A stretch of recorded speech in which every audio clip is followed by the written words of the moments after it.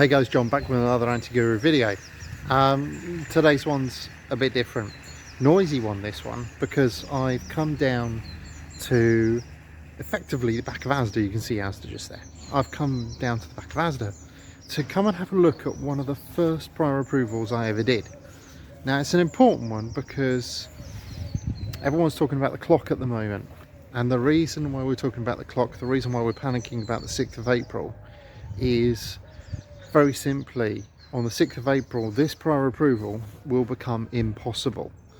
Join me in the next couple of minutes, I'll roll the credits and I'll tell you exactly why a decent prior approval like this will become impossible on or after the 6th of April.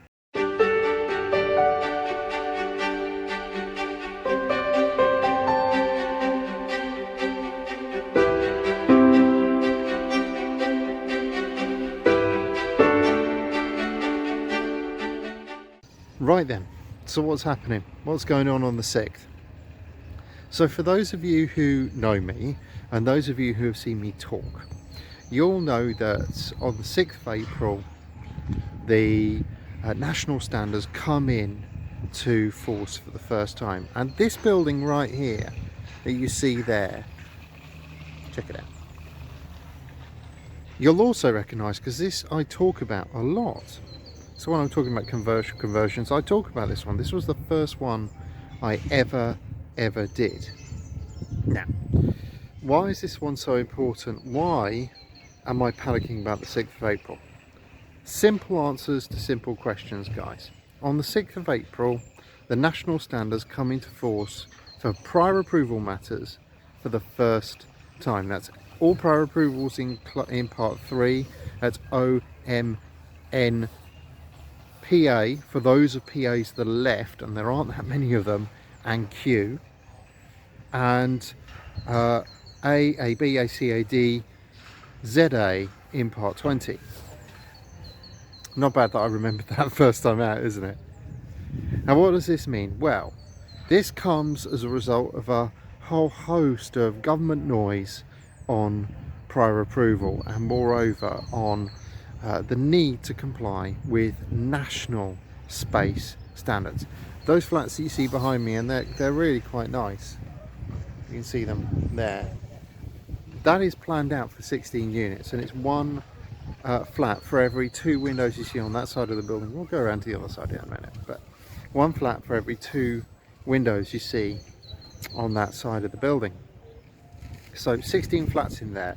Now the flats hit about 30 square meters, but they certainly don't hit 37 square meters. And that's the important thing. On the 6th of April, 37 square meters become the new national minimum for prior approval matters. Now, some of you might say 37 square meters is just too much, that you can squeeze flats down and more flats equals more profit. There's the building again. But here's the thing, boys and girls, there have been too many people doing it. A whole course, a whole industry, a whole sense of being has occurred from people doing it, and not doing it for good reasons. So it's not been about giving people a place to live, it's been about profit. So these prior approvals have been about profit. They've been about putting as many units into a development site as is humanly possible, right? Now that may work for profit, but it doesn't work in practice. And finally the government got bored of doing this. So the government got bored of small, tiny little units getting crammed in. The government also became aware of a housing tribunal case in East Anglia where 20 square metre flats were condemned by the local authority. Now that gives you an idea of where things were going. So what did the government do? The government very basically said, you know what, enough's enough. And from the 6th of April, from all applications made after the 6th of April under prior approval, you're not going to be allowed to do that anymore. Now I for one think that's probably a good thing. I for one think that's probably the way forward given everything that is going on. I also think it's going to finally drag those authorities that have been holding out against prior approval being brought in, holding out against the national standards are finding their way into their lexicon, they will finally see that actually there is some light at the end of the tunnel, and moreover that they will start to impose national standards for all application types, not just those they're forced to do. Now, talking a little bit about this building behind me, right? I am sad to see a building like this affected, because this generated some really nice flats. I mean, these are lovely bedroom, living room, bedroom, stacked beautifully, bathrooms in there, kitchens in there, mate. Really good starter units in a town like Gosport that really needs them. But that adds authenticity. But importantly, it is a case of enough is enough. We can't do this anymore.